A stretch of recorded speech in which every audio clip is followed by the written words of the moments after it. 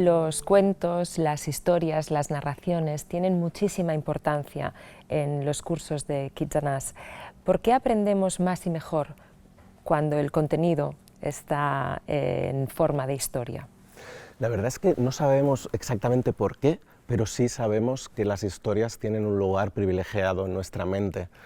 Sabemos que las historias nos fascinan y las recordamos mejor. Probablemente eso tenga que ver con el hecho de que nuestros antepasados, ¿no?, en el momento que desarrollaron el lenguaje verbal, se beneficiaron de esa posibilidad de compartir sus experiencias, ¿no? Siempre nos podemos imaginar a nuestros antepasados alrededor del fuego por la noche, ¿no?, explicándose historias. Y precisamente las historias probablemente eran la forma más habitual de transferir conocimientos de unos a otros, ¿no?, de conocer las experiencias de otros y aprender de ellos sin tener que enfrentarse a los riesgos, ¿no?, que tendría tener esas mismas experiencias. Y de alguna forma las historias consiguen, ¿no?, atraparnos, ¿no?, de ahí que haya una gran industria basada en las historias, ¿no?, tanto literatura como cine, ¿no? No sabemos por qué, pero es una muy buena idea trabajar a partir de historias, ¿no?, de darle ese formato de historias a aquello que estamos aprendiendo. Así que me parece fantástico, ¿no?, que optéis por esa aproximación. Un recurso muy presente en el método Kids and Us es la música, las canciones. ¿Qué tiene de mágico el uso de las melodías para aprender un idioma y para retener ese conocimiento? Las canciones, de una forma parecida a las historias, tienen también un lugar especial en nuestra mente. De alguna forma la música, el ritmo, nos lleva a conseguir recordar de forma literal palabras concretas. ¿Qué quiero decir? Nuestra memoria en realidad es muy mala memorizando, es muy mala recordando las cosas específicamente. Nuestra memoria se basa en los significados. Aquello que recordamos de nuestras experiencias es lo que sucedió, pero exactamente, ¿no?, la concreción tenemos luego que nosotros nos la acabamos inventando, hacemos una estimación.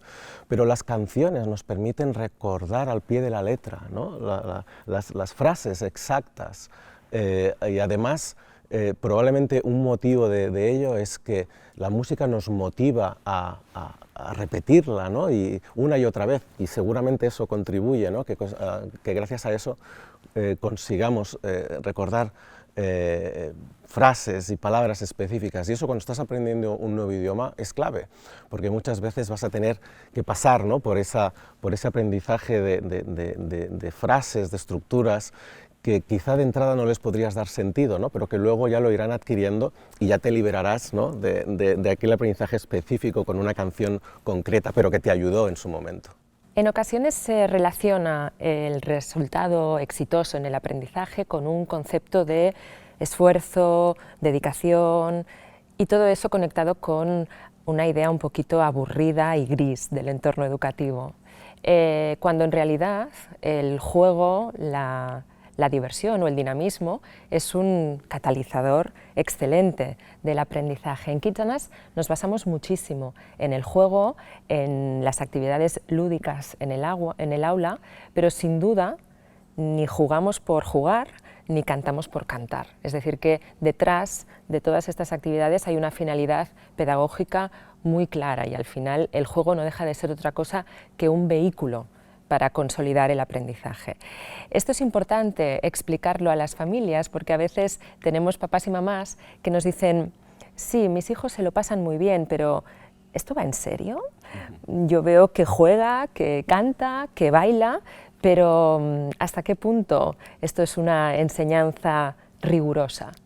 Claro, más allá de que el juego puede contribuir a cualquier aprendizaje, lo que sucede es que precisamente en el caso de Kids and Us, que os estáis basando en el aprendizaje natural de la lengua, hay una diferencia importante entre ese tipo de aprendizajes, estos aprendizajes naturales que nuestro cerebro está expectante de hacerlos, ¿no?, en los primeros años de vida, y el otro tipo de aprendizajes que tienen que ver especialmente con los que se dan en la escuela, en la universidad. Científicamente los separamos y los llamamos a unos biológicamente primarios y otros biológicamente secundarios. En los biológicamente primarios pues tienen que ver con ese tipo de cosas que nuestra especie ha necesitado desde que somos humanos, ¿no? Y ahí está el aprendizaje de la lengua materna. Es un aprendizaje que, como he dicho antes, no requiere de enseñanza explícita, no requiere de un esfuerzo deliberado aparente. Así como sí que lo requieren los secundarios, que serían pues, las matemáticas, la ciencia, ¿no? Ese tipo de cosas que, nos guste o no, pues evidentemente se pueden motivar y el juego puede contribuir a motivarlas, pero requieren de un esfuerzo, una práctica deliberada. En el caso, ¿no?, del método de Kitsanás, el juego, las canciones, tienen todo el sentido, porque la manera que tenemos de aprender la lengua a través de este sistema, ¿no?, de aprendizaje natural es por medio de la interacción social. Y las canciones y los juegos son precisamente actos de interacción social absolutamente naturales y motivadores, ¿no?, que nos llevan a estar practicando sin darnos cuenta, ¿no?, y trabajando esos aspectos de la lengua, aprendiendo sin darnos cuenta. Así que, sobre todo, ¿no?, especialmente en este caso, tiene más sentido que en cualquier otro caso, ¿no?, usar el juego y la música, ¿no?, para aprender.